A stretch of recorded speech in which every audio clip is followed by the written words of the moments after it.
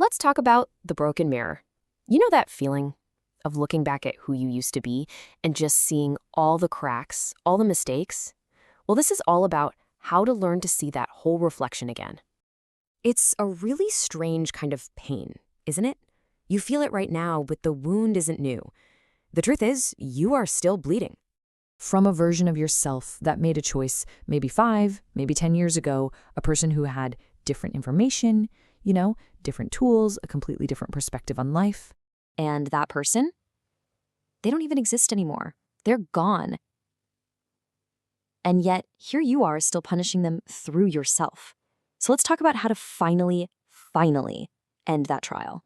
So let's get into that weight.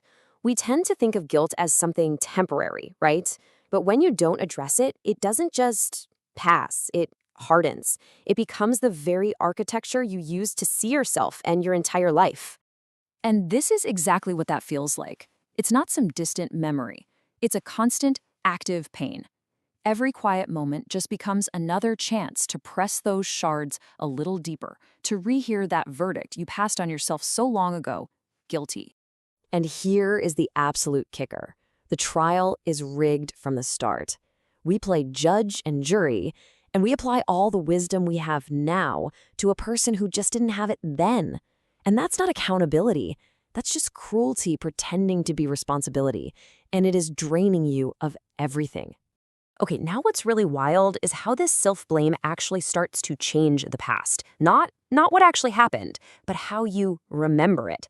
See, our minds don't record memories like a camera. They reconstruct them. And shame? Well, shame is one powerful filter. And this is exactly how it works. That broken mirror of shame, it magnifies every single flaw, the mistake, the failure, your part in it, but it completely obscures everything else, the context, the pressure you were under, and the simple, inconvenient fact that you were just human, doing the best you could with what you had. So the person you keep punishing, they can't even feel it. They are frozen in time, a ghost in a courtroom that only exists inside your head. The only one being hurt by this endless trial is you. The you that's alive right now, the one who really deserves to stop bleeding. Okay, so if punishing ourselves forever isn't the answer, then what is? We need a new way to think about this, a new framework. And this isn't about letting yourself off the hook. It's about figuring out what true accountability actually looks like. This is the key. You have to reframe this idea. I mean, self-forgiveness has such a bad reputation, right? People think it means you're just pretending something didn't happen. But real, radical self-forgiveness is the total opposite.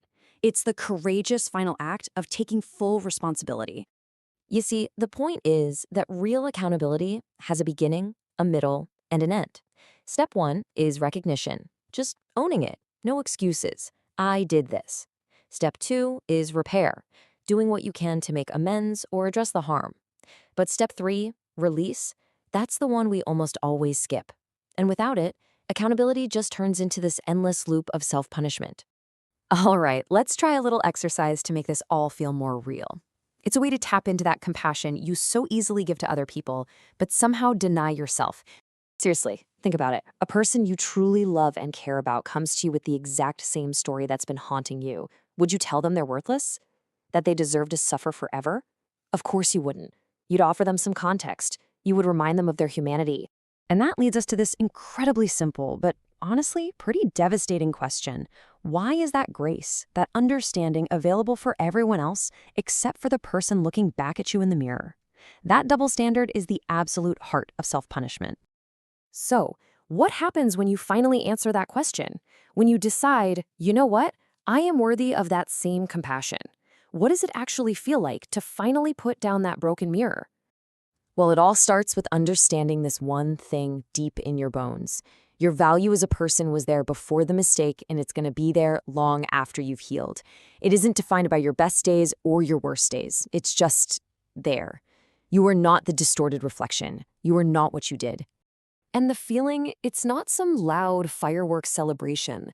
It's a quiet, the kind of quiet that comes after a really big storm, where you suddenly realize just how loud the wind has been this whole time. That peace, that's the goal. That inner calm where mistakes are just chapters, not the whole story. That quiet is yours to create. Go build it.